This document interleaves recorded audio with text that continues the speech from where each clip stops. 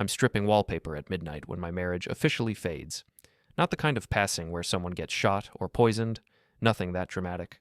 Just the slow, suffocating kind where you realize you've been holding your breath for years. The adhesive comes off in long, satisfying strips. 40-year-old roses and vines, probably picked out by whoever lived here before Veronica and I bought this place 15 years ago. I've been meaning to redo this master bedroom forever, but Veronica always had opinions. Not now, Rob. Maybe next year. That wallpaper has character. Character? Right. Like the character she's been showing me lately. Before we dive deeper into this story, I have one small request. Please subscribe, drop a like, comment, and hit that hype button to boost this channel so more people can discover these incredible Reddit stories. I'm Robert Kellerman, and I fix things for a living. Broken pipes, rotted decking, electrical problems that could burn your house down if you ignore them long enough. I built my repair business from nothing, one satisfied customer at a time. Not glamorous work, but honest. My hands are permanently stained with grout and paint, and I smell like sawdust more often than cologne. My wife Veronica is a paralegal at Morrison & Associates downtown. Sharp suits, sharper tongue, and lately, a schedule that keeps her out until 10 most nights. Working late again, honey. Don't wait up. I hear her voice drifting through the thin wall that separates our bedroom from Angela's room. My 17-year-old daughter, the light of my life, who currently thinks I'm the most embarrassing human on the planet. I know, Veronica is saying into her phone, voice pitched low but not low enough. The Cancun trip is going to be amazing. I need this so badly, Melissa. You have no idea how suffocating things have gotten around here. I freeze, wallpaper scraper in hand. Rob? Oh God, he's like living with wallpaper himself. Just there, you know? Boring, predictable, probably hasn't changed since we met. Sometimes I look at him and think, is this really it? Is this my whole life? The scraper slips and gouges a chunk out of the drywall. I stare at the hole, thinking it matches the one that just opened up in my chest. No, he has no idea about Derek, and he won't. Rob's too trusting, too. Simple, he sees what he wants to see. Derek. Derek who, exactly? I feel terrible sometimes, but then I remember how alive Derek makes me feel. How wanted. When's the last time Rob looked at me like I was something special instead of just another fixture in his precious house? I sink onto the paint-splattered tarp I'd spread across the hardwood floor. Veronica's voice continues, dreamy now. Derek says I deserve better. He says I'm wasted on someone who can't appreciate what he has. And you know what? He's right. Through the wall, I hear Angela's voice, probably recording another TikTok video. My dad is literally the most boring person alive. Like, he gets excited about weather stripping. Weather stripping. Mom totally deserves better. 2 punches to the gut in under 5 minutes. I'm getting efficient at taking hits tonight. I stand up slowly, joints creaking like the old floorboards under my feet. The master bedroom looks like a war zone. Half the wallpaper hanging in strips, furniture shoved to the center and covered with plastic sheeting. It looks exactly how I feel. Veronica's voice gets louder as she moves closer to the door. I have to go, Mel. Rob's doing his renovation thing again. Probably trying to add more value to our investment. She laughs, and it's not a nice sound. As if putting lipstick on a pig ever fooled anyone. The bedroom door opens and Veronica appears, still holding her phone.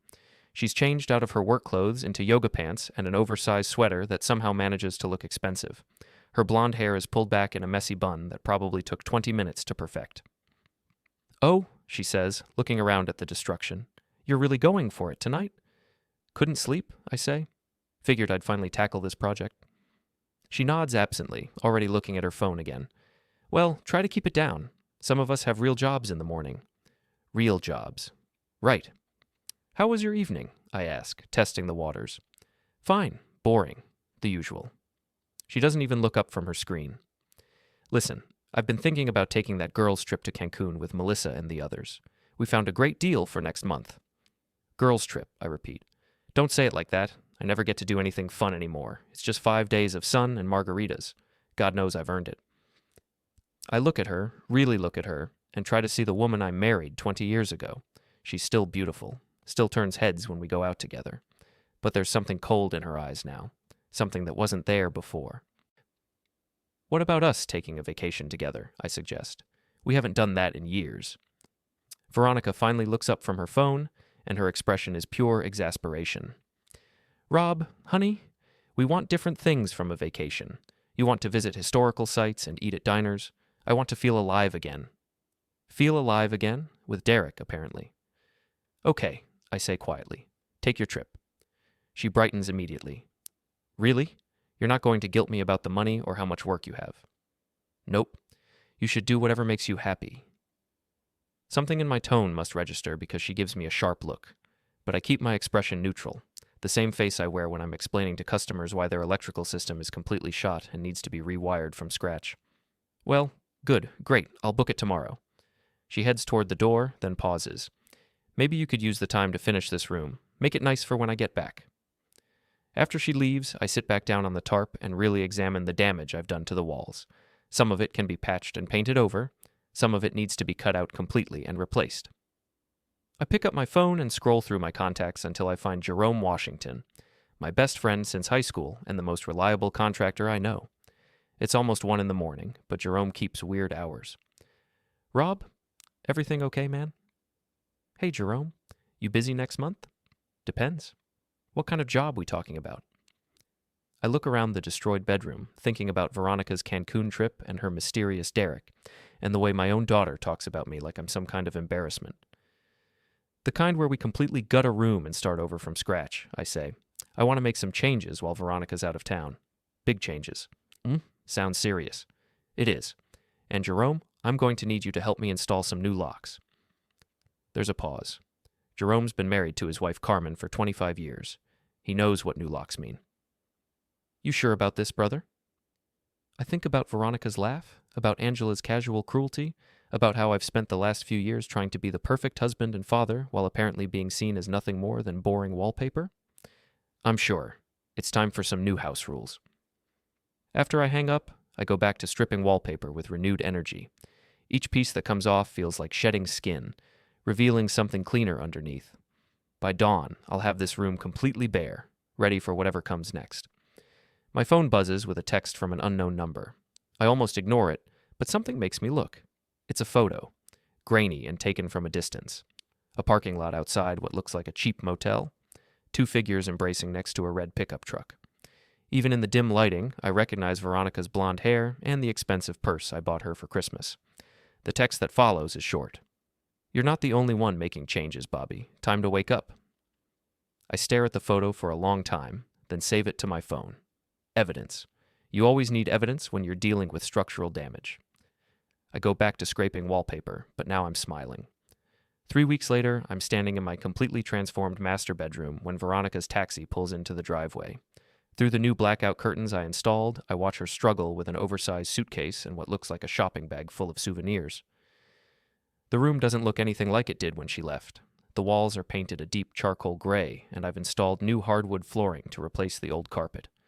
The furniture is different too, sleek, masculine pieces I picked out myself. A king-sized bed with a black leather headboard dominates the space, flanked by industrial-style nightstands. The old vanity where Veronica used to do her makeup is gone, replaced by a large dresser that's currently holding my clothes. All of her clothes are neatly packed in boxes in the guest room down the hall. I hear the front door open and Veronica's voice calling out, "Rob, I'm back. You should see the tan I got. And wait until you hear about this amazing restaurant we found." Her footsteps on the stairs are quick and light. She's in a good mood. That's about to change. "Rob, are you up here? I brought you back a..." She appears in the bedroom doorway and stops. "What the hell?" "Welcome home," I say, sitting on the edge of my new bed. "How was Cancun?" Veronica drops her suitcase and turns in a slow circle, taking in the transformation. "What did you do? Where's all my stuff? Where's our furniture?" "I made some improvements while you were gone. The old stuff was looking pretty dated, don't you think?" "You got rid of my vanity?" "That was my grandmother's." "It's in storage," I lie smoothly. "Actually, it's in Jerome's garage, but she doesn't need to know that yet. I thought you might want to redecorate the guest room." "The guest room?" Her voice goes up an octave. "Why would I want to redecorate the guest room?" I stand up and walk to the window, looking out at our quiet suburban street. Mrs. Patterson from next door is watering her flowers and trying very hard to look like she's not watching our house. "Well, that's where your clothes are now. I figured since you've been so unhappy with our sleeping arrangements, you might prefer your own space." Veronica stares at me like I've grown a second head. "Rob, what is wrong with you? You can't just decide we're sleeping separately without talking to me first." Funny thing about that, I say, turning back to face her. I tried talking to you before you left, remember? About us taking a vacation together, about spending more time as a couple. You said we wanted different things. That doesn't mean... And then, while you were gone, I had some time to really think about what you said, about feeling alive again, about deserving better. I let those words hang in the air for a moment. I realized you were right. Something in my tone must be getting through because Veronica's expression shifts from anger to uncertainty. Right about what? About deserving better. We both do. I walk to the new dresser and pull out a manila folder I've been keeping in the top drawer. Inside are printed copies of text messages, credit card statements, and several photos, including the one I received that first night.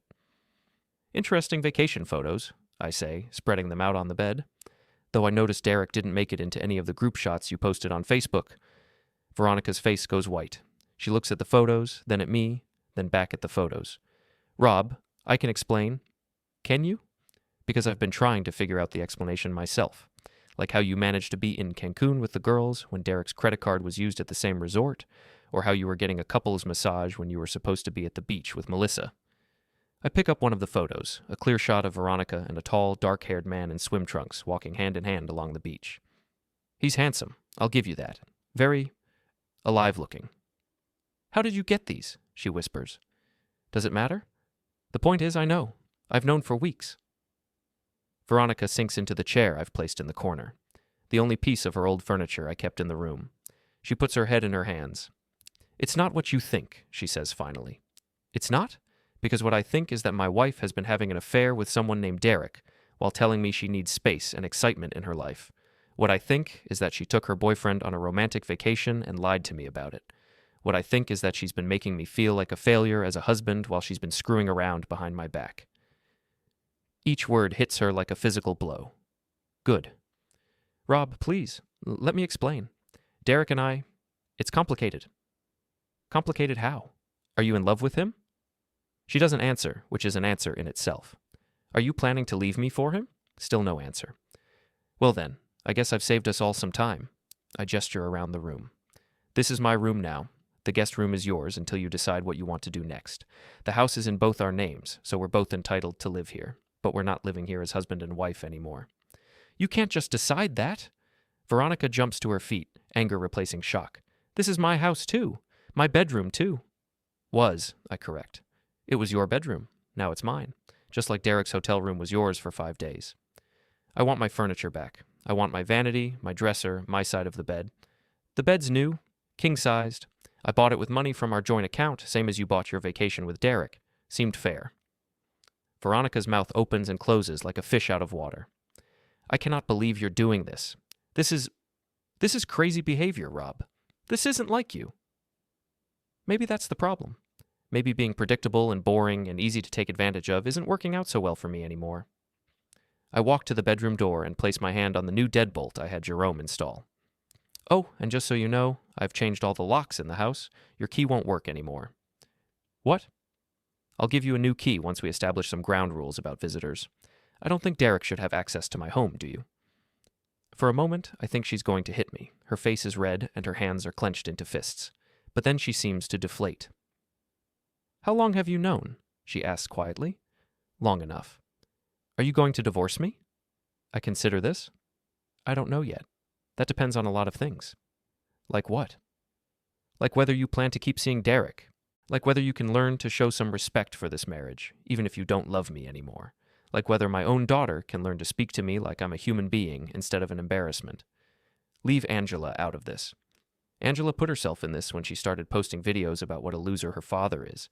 Did you know she has one with over 10,000 views? My dad is so boring. He gets excited about cock. Very funny stuff. Veronica looks genuinely surprised. I didn't know she was doing that.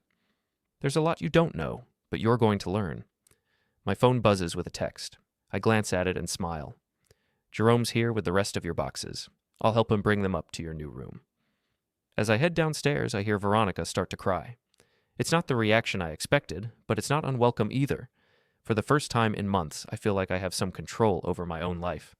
Jerome is already pulling boxes out of his truck when I get outside. He takes one look at my face and grins. How'd she take it? About like you'd expect. She's upstairs having a moment. And Angela? Still at her friend's house. She'll be back tonight for the full show. Jerome hefts a box marked Veronica's shoes and shakes his head. Man, I do not envy you the next few weeks. It'll be worth it, I say, grabbing another box. I'm tired of being treated like furniture in my own house. As we carry the boxes upstairs, I catch a glimpse of Veronica through the guest room door. She's sitting on the twin bed I set up for her, holding one of the photos of her and Derek. She looks smaller somehow, diminished. Good. It's about time she understood what it feels like to have your world turned upside down without warning. My phone buzzes again. Another unknown number. Another photo. This time it's Derek at what looks like a car dealership, standing next to a sign that reads, Morrison Motors. Ask for Derek. The accompanying text makes me smile. Thought you might want to know where Loverboy works. He's got a reputation around town, if you know what I mean. This isn't his first married woman. I save the photo and make a mental note to do some research on Derek and Morrison Motors. Knowledge is power, and I'm just getting started. Angela comes home that evening to find me cooking dinner in the kitchen while Veronica sits at the breakfast bar, staring into a glass of wine like it holds the secrets of the universe. What's with all the boxes upstairs? Angela asks, dropping her backpack by the door. And why does the master bedroom look like a hotel room? Your mother and I are making some living arrangements, I say, flipping the chicken breast in the pan. She's moved into the guest room. Angela looks back and forth between us. At 17, she's got Veronica's sharp features and my stubborn jaw, plus a teenager's finely tuned radar for family drama. Are you guys getting divorced? We're figuring things out, Veronica says without looking up from her wine. What does that mean? I plate the chicken and add some of the roasted vegetables I've been working on. It means your mother needs some space to think about what she wants from this marriage, and I need some space to think about whether I want to keep being married to someone who doesn't respect me. Dad! Angela's voice is sharp with shock. You can't talk to Mom like that. Actually, I can. It's my house too, and I'm done pretending everything's fine when it's not. I set a plate in front of Veronica, then one in front of Angela. They both stare at the food like I've served them poison. This is insane, Angela says. You guys are acting like children. Your mother's the one who decided to act like a child, I reply calmly. Taking secret vacations with her boyfriend, lying about where she's been, treating me like I'm some kind of burden she has to put up with. Boyfriend? Angela's eyes go wide. Mom has a boyfriend? Veronica finally looks up. Angela, sweetheart, it's complicated. Complicated how? Angela's voice is getting louder. Either you have a boyfriend or you don't. She does, I say. His name is Derek.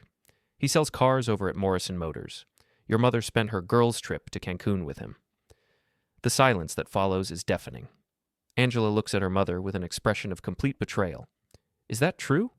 Veronica's hands are shaking as she reaches for her wine glass. Angela, there are things about adult relationships that you don't understand. I understand cheating, Angela shouts. I understand lying. God, Mom, how could you do this to Dad? I have to admit, this isn't the reaction I expected. I figured Angela would take her mother's side, like she always does. But apparently even teenagers have limits. It's not that simple, Veronica says weakly. It is that simple. Angela is on her feet now, pacing around the kitchen like a caged animal. You're married to Dad. You don't get to have a boyfriend. Angela, please. And you made me feel bad for Dad. All those times you said he was boring, all those jokes about how he never wants to do anything fun, you made me think he was the problem. Now we're getting somewhere. I keep my expression neutral, but inside I'm feeling vindicated. Your father is a good man, Veronica says quietly. I never said he wasn't. You didn't have to say it. You acted like it, and I believed you. Angela turns to me, tears streaming down her face. Dad, I'm so sorry. All those stupid videos I made, all the things I said, I'm such an idiot. You're not an idiot, I tell her. You're 17. You believed what you were told. But I should have known better. You're the one who comes to all my school events. You're the one who helped me with my car when it broke down. You're the one who actually cares about what I'm doing. She throws her arms around me, sobbing into my shoulder. Over her head, I see Veronica watching us with something that might be regret. I'm going to delete all those videos, Angela says. I'm going to post an apology. I'm going to tell everyone what an amazing dad you are. You don't have to do that, I say, though part of me hopes she will. Yes, I do. And Mom... Angela pulls away from me and faces Veronica. You need to fix this. You need to dump Derek and apologize to Dad and figure out how to be a decent wife. Angela, it's not that easy. Why not? Because you love him? Angela's voice is dripping with contempt. Because he makes you feel special? Because he's more exciting than Dad? Veronica doesn't answer. You know what's exciting, Mom? Having parents who actually love each other. Having a family that isn't falling apart because one person decided they deserve better than what they had. With that, Angela storms out of the kitchen. A few seconds later, I hear her bedroom door slam hard enough to rattle the windows. Veronica and I sit in silence for a long time. She picks at her dinner while I clean up the kitchen, both of us processing what just happened. She hates me, Veronica says eventually. She's disappointed in you. There's a difference. I never meant for this to happen. I turn to face her. What exactly did you mean to happen, Veronica? You started an affair, lied to me about it, and treated me like garbage in my own home. What was the end game here? I don't know. Her voice is so quiet I can barely hear it. I was just unhappy, and Derek made me feel like myself again. Who is he? She looks up at me, surprised by the question. What do you mean? I mean, who is Derek? How did you meet him? How long has this been going on? Veronica takes a long sip of wine before answering. I met him at Morrison Motors when I was getting my car serviced. He was charming, funny. He flirted with me and I flirted back, and it felt good to have someone notice me that way. How long? 6 months. 6 months. While I was working 60-hour weeks to keep our finances stable, while I was planning our anniversary dinner, while I was trying to figure out why my wife seemed so distant all the time. Are you in love with him? She hesitates. I thought I was. And now? Now I don't know anything anymore. She looks around the kitchen at the home we've built together over 15 years. I never wanted to hurt you, Rob. Or Angela. I just wanted to feel alive again. And I made you feel lifeless? Not lifeless. Just invisible. Like we were roommates instead of lovers. Like we were going through the motions of being married without actually being married. I consider this. There's probably some truth to it. We had fallen into routines, stopped making an effort with each other, but that doesn't excuse what she did. So instead of talking to me about it, you decided to find someone else to make you feel visible. I know how it sounds. It sounds like you gave up on us without giving me a chance to fix things. Would you have? Fixed things? I look at her, really look at her, and try to imagine what the last 6 months would have been like if she'd come to me and said she was unhappy, if she'd asked me to plan more date nights, take more trips, be more spontaneous. I would have tried, I say honestly. I would have done whatever it took. And now? Now. That's the question, isn't it? Now that I know she's capable of lying to me for months. Now that I know she's been comparing me to another man and finding me lacking. Now that I know she took my trust and threw it away for 6 months of feeling alive. Now I don't know if I can trust you again. My phone buzzes with another text from my mysterious informant. This time it's a screenshot of a Facebook post from someone named Melissa Chen. Can't wait to hear all about Veronica's romantic getaway. Derek is such a catch. I show the text to Veronica, whose face goes pale. Your friend Melissa seems to know all about Derek. She's the one who introduced us, Veronica admits. So this whole girls' trip thing was just a cover story?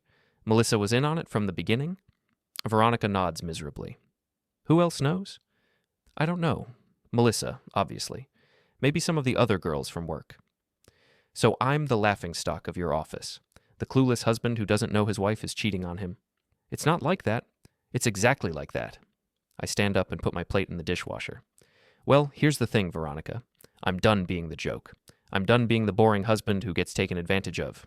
You want excitement? You want to feel alive? You're about to get more excitement than you bargained for. What do you mean? I smile, and it's not a nice smile. I mean, it's time for everyone to know the truth, starting with Derek's customers at Morrison Motors. Rob, you can't. I can, and I will. You made this mess, Veronica. Now you get to live with the consequences. I head upstairs, leaving her sitting alone at the breakfast bar with her wine and her regrets. Through Angela's bedroom door, I can hear her on the phone, probably telling her best friend about her mother's affair. Good. Let the word spread. Let everyone know that boring old Rob Kellerman isn't as stupid as they thought. My phone buzzes one more time, another unknown number, another message. Enjoying the show so far? This is just the beginning. Derek Morrison has enemies, and now you're going to be his biggest problem. I stare at the message for a long time, then delete it. Whoever's been sending me information about Veronica and Derek, they clearly have their own agenda, but right now, their agenda aligns with mine. And that's all that matters. The next morning, I wake up in my new bedroom feeling more rested than I have in months. There's something liberating about sleeping in a space that's entirely mine, decorated according to my tastes, free from the tension that's been poisoning our marriage bed for the better part of a year. I can hear movement in the guest room, Veronica getting ready for work.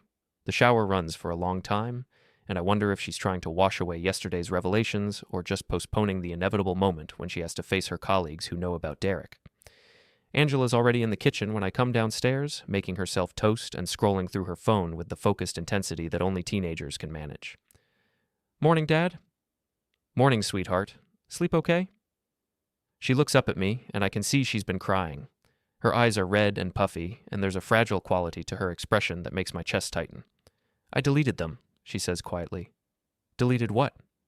"All the videos, all the posts about you being boring. I wrote an apology too, explaining that I was wrong and that you're actually an amazing dad." I sit down next to her at the breakfast bar. "Angela, you didn't have to do that." "Yes, I did. I was horrible to you, and it was all because Mom made me think." She trails off, shaking her head. "I can't believe I was so stupid." "You weren't stupid. You were influenced by someone you trusted. That's not the same thing." "But I should have seen it. The way she talked about you, the way she was never home anymore, the way she started dressing differently and wearing more makeup. All the signs were there. Smart kid. Smarter than her old man, apparently, since it took me months to figure out what she's pieced together in one night." "What are you going to do?" she asks. "About what?" "About Mom, about Derek, about everything." I pour myself a cup of coffee and consider the question. What am I going to do? The old Rob would have probably tried to work things out quietly, maybe suggested marriage counseling, definitely would have avoided any kind of public confrontation. But the old Rob got walked all over. "I'm going to make sure everyone knows the truth," I say finally. "Your mother made me look like a fool for months. Now it's her turn." Angela nods approvingly. "Good. She deserves whatever she gets." "Angela?" "No, Dad. I'm serious. What she did was awful. Not just the cheating, but the way she made you feel bad about yourself.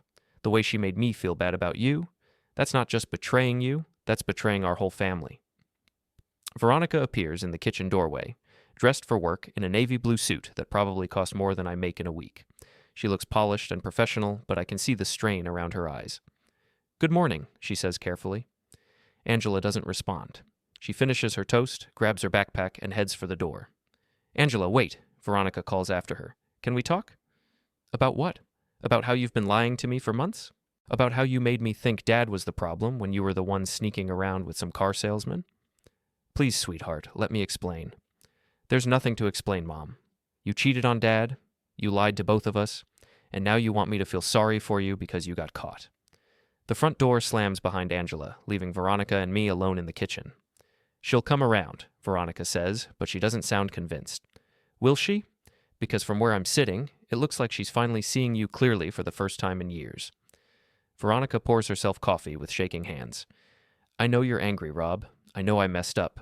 But we can fix this. We can go to counseling, work through our problems." "Our problems," I laugh, and it comes out harsher than I intended. "We don't have problems, Veronica. You have problems. You're the one who decided our marriage wasn't good enough. You're the one who went looking for something better. I made a mistake. You made a choice. Every day for 6 months, you chose Derek over me. You chose lying over honesty. You chose to make me feel like I was failing as a husband while you were screwing around behind my back." She flinches at the crude language. "Good. I'm tired of being polite about this." "So, what happens now?" she asks. I pull out my phone and show her the Facebook screenshot I received last night. "Now everyone finds out what kind of person you really are." "You can't post that. My job, my reputation. Should have thought about that before you started your affair." "Rob, please. I'll end it with Derek. I'll do whatever you want. Just don't destroy my life over this." I study her face, looking for any sign of genuine remorse. All I see is fear. Fear of consequences, fear of exposure, fear of losing the comfortable life she's been taking for granted. "It's too late for that," I say. "You destroyed your own life when you chose Derek over your family." My phone rings. Jerome's name appears on the screen. "What's up, Jerome?" "You need to see the news, brother. Channel 7, right now." I grab the remote and turn on the small TV we keep in the kitchen. The local morning news is running a story about Morrison Motors, complete with footage of police cars in the dealership parking lot. Investigation into fraudulent sales practices has resulted in the arrest of sales manager Derek Morrison, who allegedly sold the same vehicles to multiple buyers and pocketed the difference. Veronica goes white. On the screen, I can see Derek in handcuffs being led to a police car. He looks exactly like I imagined. Tall, handsome, and now completely screwed. Morrison is also facing charges related to identity theft and credit card fraud. The dealership's owner says he had no knowledge of Morrison's illegal activities. I turn off the TV and look at Veronica, who's staring at the blank screen like it might start playing a different story if she concentrates hard enough. "Well," I say cheerfully, "looks like your boyfriend's going to be unavailable for a while." "This can't be happening," she whispers. "Oh, it's happening. And here's the best part. You went to Cancun with a criminal. You used our joint credit card to finance a romantic getaway with a man who was stealing money from his customers." "I didn't know?" "Of course you didn't know. Because you didn't care enough about our marriage to be careful about who you were cheating with. You just wanted excitement. Consequences be damned." My phone buzzes with a text from the same unknown number that's been feeding me information. "Told you Derek had enemies. His arrest is just the beginning. Wait until his other girlfriends find out about each other." Other girlfriends, plural.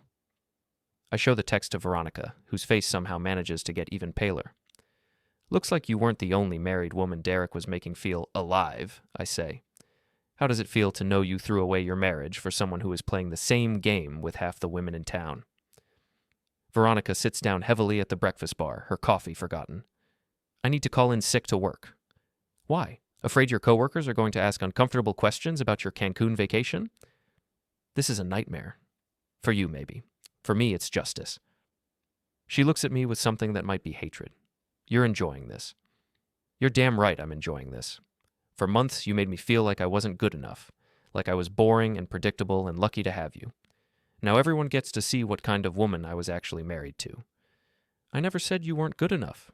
"You didn't have to say it. You showed it every time you rolled your eyes at my jokes, every time you made plans without including me, every time you acted like spending time with your husband was some kind of burden." I finish my coffee and put the mug in the dishwasher. "I'm going to work. When I get home tonight, I expect you to have made some decisions about what you want to do next, because this arrangement, you living in my house while you figure out your feelings, isn't going to last much longer." "Where am I supposed to go?" "That's your problem to solve. Maybe Melissa has a couch you can crash on. Maybe Derek's other girlfriends want to start a support group." I head for the door, then pause. "Oh, and Veronica. If any reporters call asking about your relationship with Derek, I'd suggest telling the truth. Because if you don't, I will." I leave her sitting alone in the kitchen, staring at her phone like it might explode. Outside, Mrs. Patterson is watering her flowers again, but this time she doesn't pretend not to be watching. She waves at me with what looks like sympathy. The whole neighborhood's going to know by tonight. By tomorrow, it'll be all over town. Veronica wanted excitement? She's about to get more than she ever bargained for. My phone rings as I'm getting into my truck. Angela's name appears on the screen. "Dad, did you see the news about Derek?" I saw it. "Oh my God, Mom must be freaking out. She was dating a criminal." "She was. How do you feel about that?" There's a long pause. I feel like I don't know who she is anymore. The mom I thought I knew would never do something like this. People change, sweetheart. Sometimes not for the better. "Are you going to divorce her?" I start the truck and back out of the driveway, waving at Mrs. Patterson, who's still watching from her garden. "I don't know yet, but I'm done being the understanding husband who gets walked all over. Your mother made her choices. Now she gets to live with them." "Good," Angela says fiercely. "She deserves whatever she gets." As I drive to my first job of the day, I can't help but smile. For the first time in months, I feel like I'm in control of my own life. Veronica wanted to feel alive. Well, now she knows what it feels like to have your world turned upside down.